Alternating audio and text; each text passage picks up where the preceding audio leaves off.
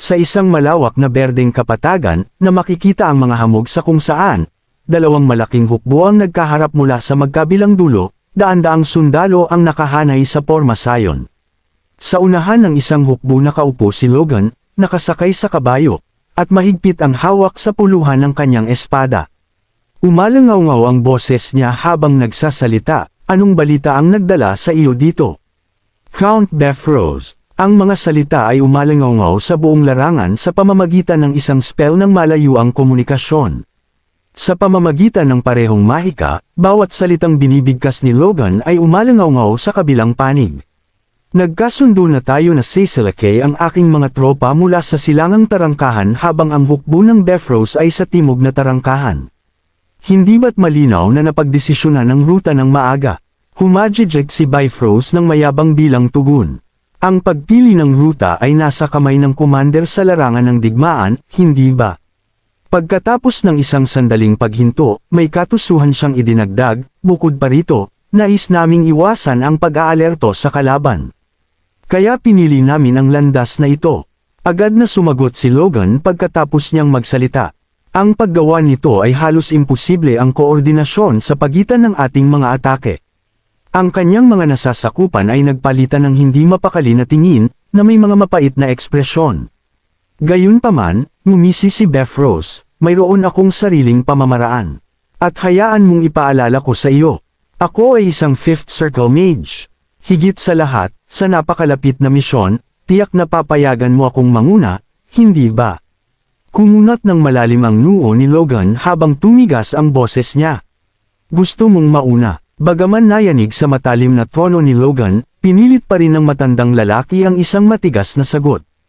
"Kung hindi mo tututulan." Dumilim ang mga mata ni Logan, ang kanyang titig ay parang talam, na tila ipinadala na si Beffrose sa libingan.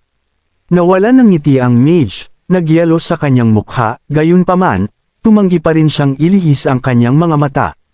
Pagkatapos, sa pagkamangha ng lahat, huminga ng malalim si Logan at sinabing ng walang emosyon, "Sige, mauna ka na." Biglang humalaklak si Beffrose ng panalo. Salamat sa iyong pag-unawa. Lahat ng unit, magmarcha tayo ng mas maaga kaysa sa puwersa ng McLean." Sumugod ang mga kabayo, umaalingaw-ngaw ang mga kuko sa lupa habang sumusulong ang kanyang mga sundalo. Sumunod ang mga pormasayon sa likod sa disiplinadong hanay, at maging ang isang pangkat ng mga ranged specialist ay sumunod. Nag-aalala ang tingin ni Victor, nakakandado ang kanyang tingin sa daan sa unahan, at inihanda ang kanyang sandata. Isang tahimik na pag-click ang umalangaw-ngaw habang inaayos niya ang gatilyo, halos hindi marinig.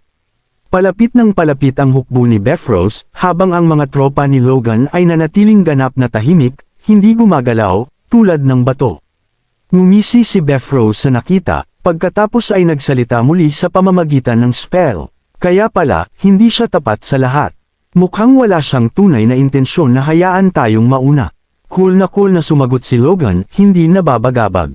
"Hindi ba't sinabi mo lang na ang desisyon ay nasa kamay ng commander sa larangan ng digmaan?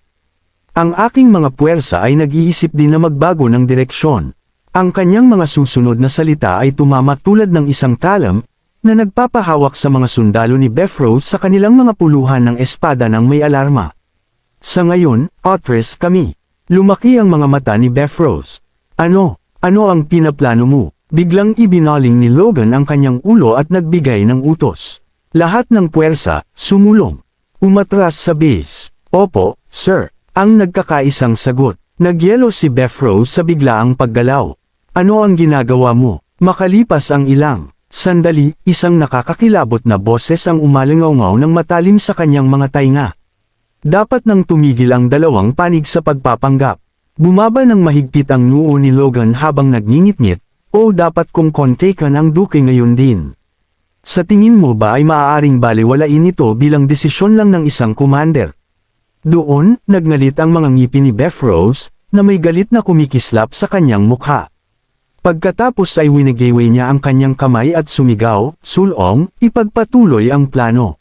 Sa panig ni Logan, sumigaw siya, "Lahat ng unit, maghanda na makipaglaban." Tumigas ang kanyang hawak sa espada, naninindig ang mga kalamnan. Sa buong malawak na kapatagan, umalangaw-ngaw ang boses ni Logan. Tatapusin natin si Beffrose dito. Isang dulo ng staff ng mage na may itim na orb ang biglang lumitaw, itinaas ng mataas. Mga mage, magtipon. Hinawakan ni Beffrose ang staff gamit ang dalawang kamay, itinaas ito sa ibabaw ng kanyang ulo, ang kanyang mga mata ay puno ng galit.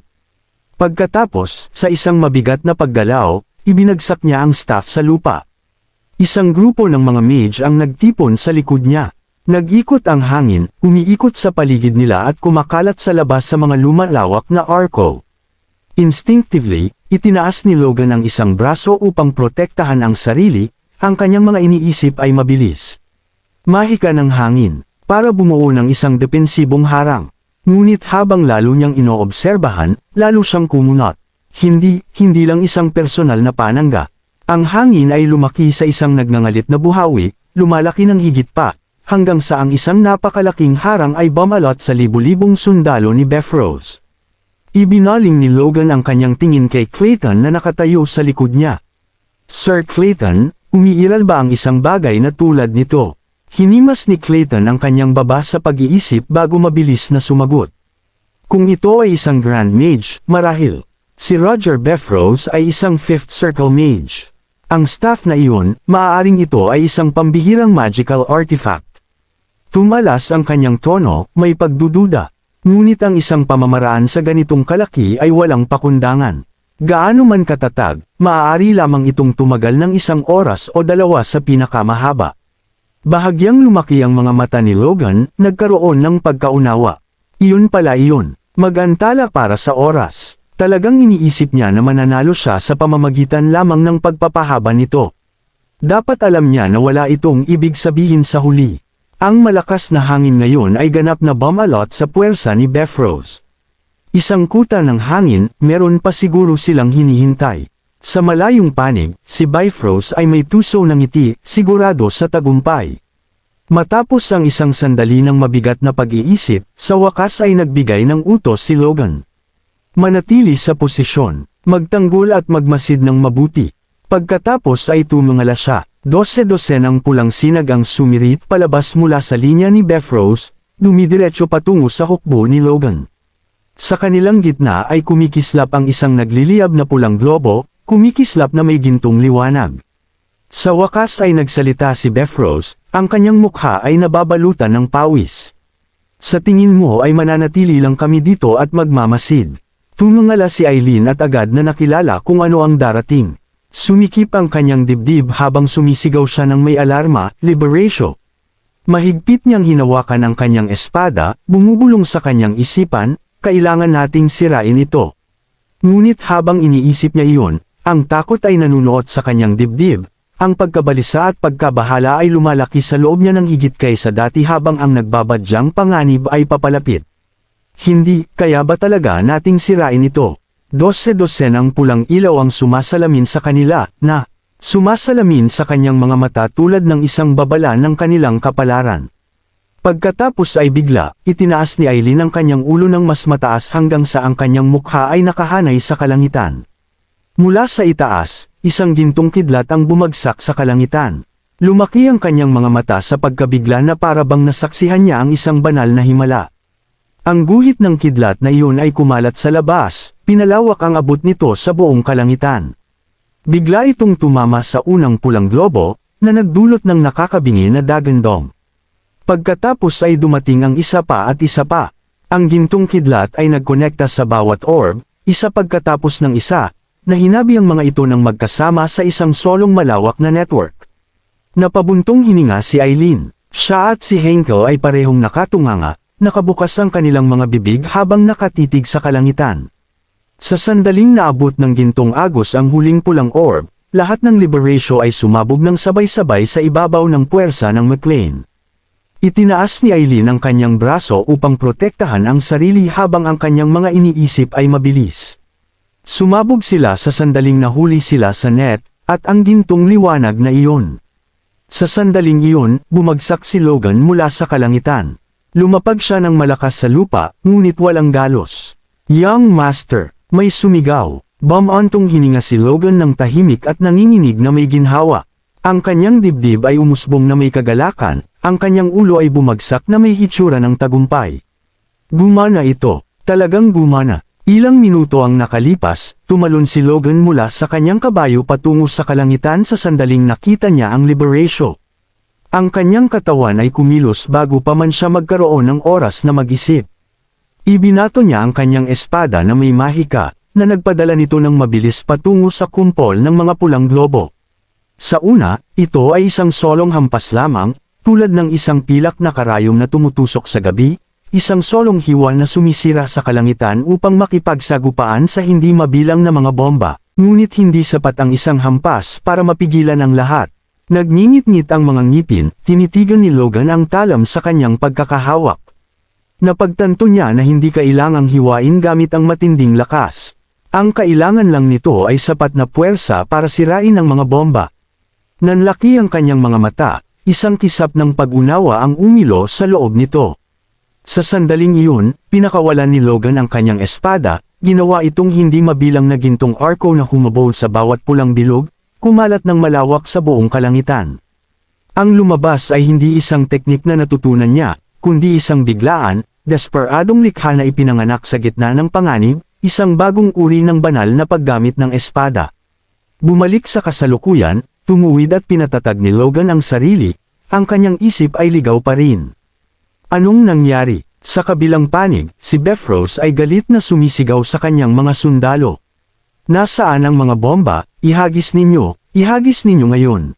Isang sundalo ang humakbang pasulong, nag-aatubili, ngunit, ang mga bombang iyon ay ipinuslit ng may matinding pagsisikap, naubusan na po tayo. Nakahinga ng maluwag si Logan sa mga salita, at dinaluyan siya ng ginhawa. Kaya pala, smuggle nila ang ilan sa mga pinadala ko kay Valterman. Hinawakan ni Beffros ang kanyang tungkod, nanginginig, ang pawis ay umaagos sa kanyang nanlalaking mukha. Hindi, kailangan nating pigilan ang McLean dito mismo. Ang sumunod na segundo, inutos niya, mga kabalyero, sumugod, buong atake. Ilang kabalyero ang nagtaas ng kanilang mga sandata at sabay-sabay na sumugod. Nakatayo sa harap nila, itinaas ni Logan ang kanyang espada, bawat kalamnan ay nakahanda sa pag-iingat. Itinaas niya ang kanyang boses, ginugrupo ang kanyang panig. Mga kabalyero, humanda na sa pagsugod. Kasabay nito, ginamit niya ang force sa kanyang mga bukong-bukong, humugot ng lakas para sa paglundag na darating. Sumugod si Logan sa harapan, sumugod ng diretsyo sa kabalyerya na dumarating sa kanya. Dudurugin natin sila dito mismo sa larangan ng digmaan. Ngunit pagkatapos, dalawang guhit ng liwanag ang biglang umilo. Nanlaki ang mga mata ni Logan sa pag-alala ng tumangala siya. Ang puwersa ng mga ilaw na iyon na bumagsak sa kanya ay tumulak sa kanya paatros, ang kanyang bota ay bumabaon ng malalim sa lupa. Siya ay nakatayo ng malalim sa lupa habang nagsusumikap siyang panatilihing ang balanse. Ibinaba ni Logan ang kanyang espada ng may katamtamang kalmado, at bumulalas ng matinis na tawa. Kaya pala, sa wakas ay nagpasya na kayong magpakita. Nakatayo sa harap niya ngayon ay ang dalawang kanang kamay ni Beffros, ang kilalang Twin Blades of Beffros. Parehong lalaki ang nakatingin sa kanya ng may nakamamatay na galit. Ang kanilang mga ngipin ay nagkikiskisan habang ibinubulalas ang kanilang banta sa mga boses na puno ng masamang hangarin. Papatayin ka namin, paslit.